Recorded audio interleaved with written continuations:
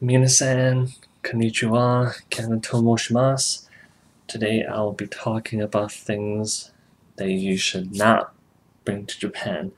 Last video I talked about things that you should bring to Japan. This video I'm talking about things that you should not bring to Japan. Even though you may have good intentions or you may think it's going to be fun to bring it, it's not. So first, check with the airline to know what you can and cannot bring. That's already the set standard. So if you can only bring one luggage, bring one luggage. If you can bring two, then you can bring two. If you have to pay an extra $100 for an extra checked luggage, then be prepared to pay that extra $100. So make sure you know what your airline requires first of all. Second, make sure you don't have any large luggage with you. The smaller the better. Try not to pack too much. And I'll be talking more about that just in a moment. So once you arrive in Japan, there's going to be a courier who sends your luggage to your school. Because once you arrive, you're not going to your school, you're not going to your home, you're going to the hotel or your training facility. So you're going to be there for a week, maybe a week and a half, but your luggage is not going to be with you. So you want to make sure that you do have a smaller luggage to have a week's worth of dress clothes with you during that training time. And also, for the courier, it is not free. So again, smaller the better because smaller means cheaper and it means safer.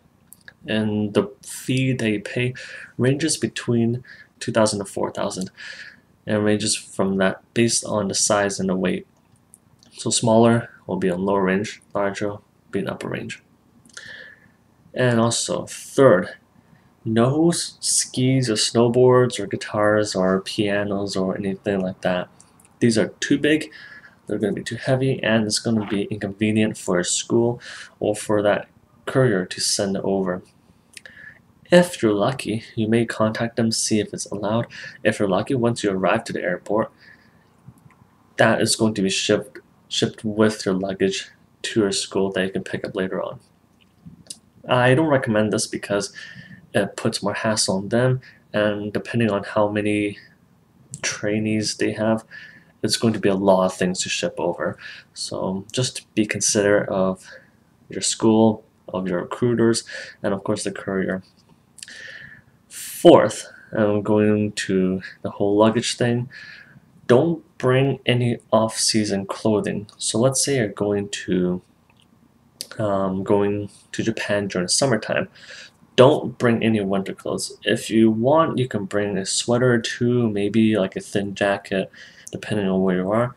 But try not to bring your winter clothes or your thick winter jacket because those things take up a lot of room and you don't even need it right away. You're probably never going to use it depending on where you are. So if you really do want to bring it, ask your parents or friends or family members to ship it to you later. Once you arrive, once you settle down, once you get a feel of the environment, you know exactly what kind of clothes you want, what kind of clothes you need, and worst case scenario, you can always just buy it there if you really need to.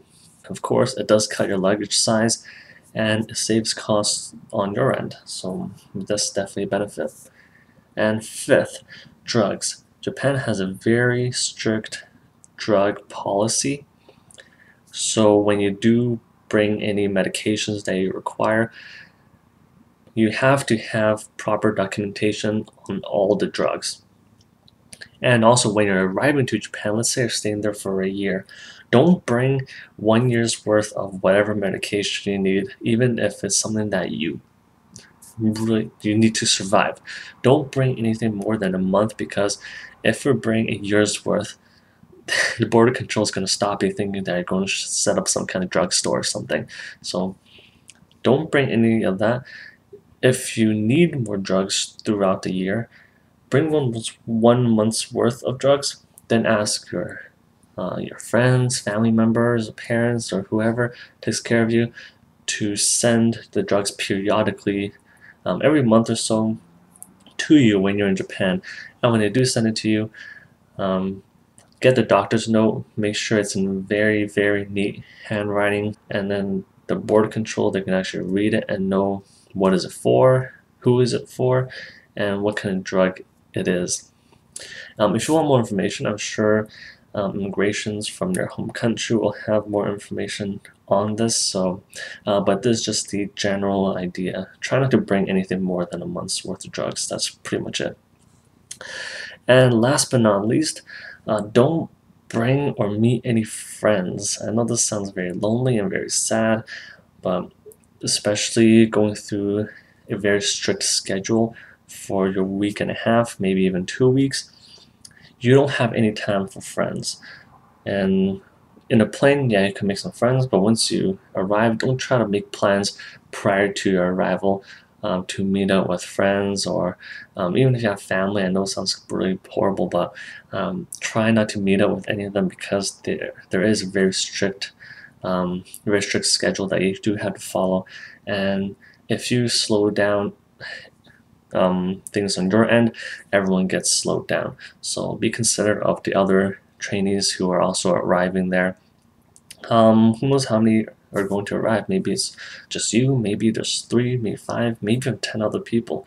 So come as early as possible to your place, and don't meet up with people when you arrive or during the time when you do arrive. So no friends, no. Okay, and that's generally it. What not to bring. Again, if you have any questions, leave in the comment section below. And maybe if there's anything else that you think is not recommended based on your travels or your training days in Eikaiwa or some English school, yeah, again, leave it in the comment section below. It will help a lot.